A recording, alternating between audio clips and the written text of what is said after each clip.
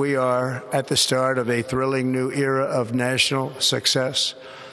A tide of change is sweeping the country. Sunlight is pouring over the entire world, and America has the chance to seize this opportunity like never before.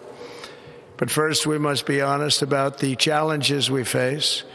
While they are plentiful, they will be annihilated by this great momentum that the world is now witnessing in the United States of America. As we gather today, our government confronts a crisis of trust.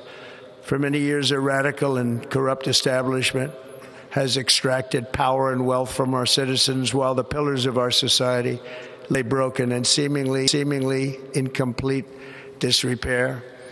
We now have a government that cannot manage even a simple crisis at home, while at the same time stumbling into a continuing catalog of catastrophic events abroad.